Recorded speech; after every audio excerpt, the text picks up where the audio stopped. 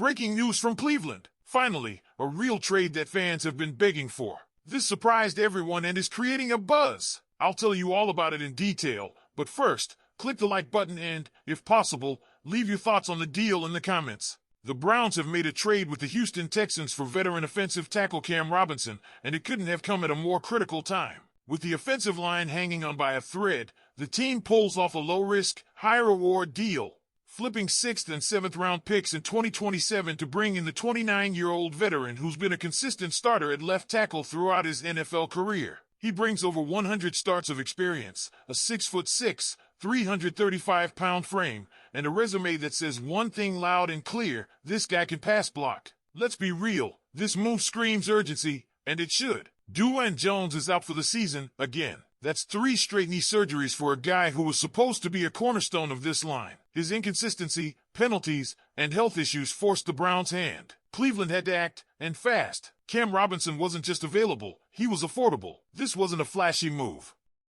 It was a smart one. And when you're trying to keep your quarterback upright, smart beats flashy every time. Now, let's talk numbers. Robinson's 2025 PFF grade comes in at 66.3 overall, not elite, but far better than what Cleveland has been working with. His pass blocking grade this season is 57.8, while his run blocking is graded at 69.4 through 259 snaps. But here's the key stat: don't let this year's dip fool you. His pass blocking has historically been his strength. In 2024, his grade was 70.4. Go back another year, 78.8.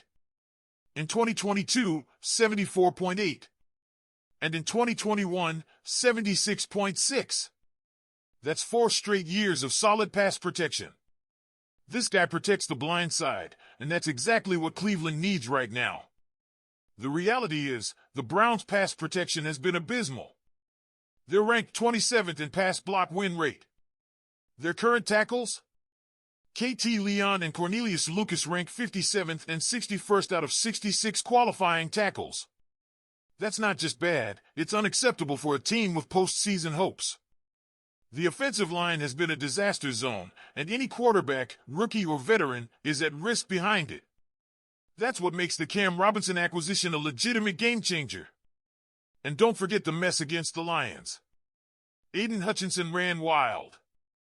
2 sacks, a strip sack, 5 pressures, most of them coming against Cornelius Lucas in single matchups. 17 times Hutchinson lined up opposite Lucas. 17 one-on-ones. The result? Chaos. Coach Kevin Stefanski acknowledged they had a plan, but clearly, it wasn't enough. They needed better personnel, and now, they finally went out and got some. What makes this even more important is who benefits the most from it. Not just Joe Flacco, who's clearly nearing the end of his time under center, but the rookies waiting behind him. Whether it's Gabriel or Shadur, throwing them behind a broken offensive line would have been reckless. This gives them a shot to learn, grow, and eventually step into a cleaner pocket.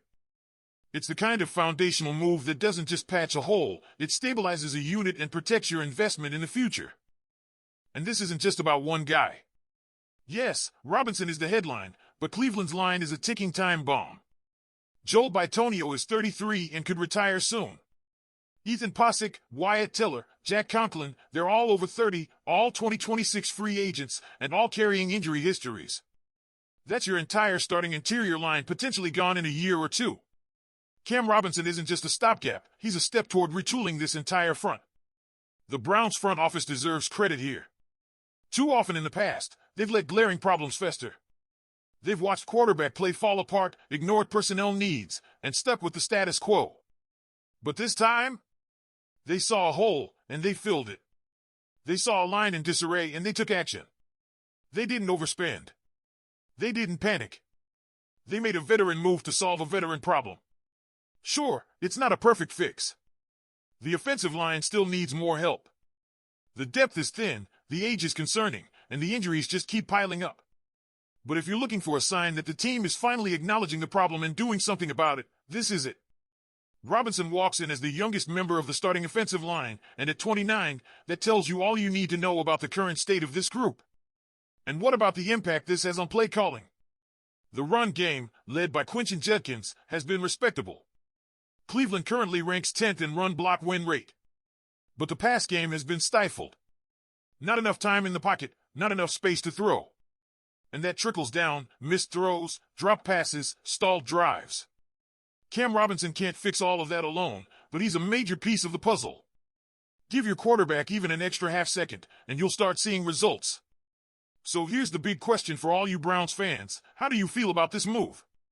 Do you see it as a turning point for the offensive line? Grade the Cam Robinson trade A, B, C, D, or F. Let us know what you think in the comments. Is this the kind of move that gets Cleveland back on track? And it doesn't stop there. The signing of Cam Robinson could also trigger a ripple effect across the offensive line. With Dwayne Jones sidelined for the year and the team juggling players between positions, Robinson's arrival brings some long-overdue stability. Expect him to settle into that left tackle spot quickly, his natural position, and stay there. That allows the Browns to shift KT Leon and Cornelius Lucas, two players struggling mightily in pass protection, into more favorable roles or even rotational depth. This isn't just an upgrade, it's a chance to reconfigure the whole front with someone reliable anchoring the blind side. But even with Robinson now in the fold, it's clear the Browns can't stop here. Yes, the price was right. Yes, the experience is there. But when you look ahead, the picture remains uncertain. As mentioned before, 3 starters are set to become free agents in 2026. That's Ethan Posick, Wyatt Teller, and Joel Bitonio, all key pieces, all over 30, all with durability concerns. And we can't forget Jack Conklin, who simply hasn't been able to stay on the field. If the Browns don't start drafting and developing now, they risk a full-blown collapse up front in the next year or two. That's why, as much as this trade helps in the short term, it must be part of a broader plan. If Cleveland really wants to protect its future quarterbacks, whether it's Shedeur Sanders, who tends to hold onto the ball longer, or someone else entirely, they need to be proactive, not reactive. Draft more linemen. Keep adding talent. Get younger, get healthier, and start building that next generation unit now before it becomes a crisis again. Still, let's not understate the significance of this moment. For once, the Browns didn't sit on their hands. They didn't ignore a glaring issue. They didn't hope things would magically improve. They made a move. A real one. A smart one. And in doing so, they sent a message to the fans, to the locker room, and to the rest of the league that they're serious about competing. That they're done letting offensive line issues ruin otherwise talented rosters. And now it's your turn, Browns fans. We want to hear from you. Was this the right move? Should Cleveland keep adding to the offensive line, or is Cam Robinson enough for now? Drop your take in the comments, type Y if you think they should keep going, or N if you think they're finally good up front. Either way, one thing is clear, the Browns saw a problem, and they actually did something about it. And that's a step in the right direction. Don't forget to subscribe to the channel, hit that like button, and click the video on your screen now for more Browns coverage. You'll only find breaking news like this first, right here. Go Browns!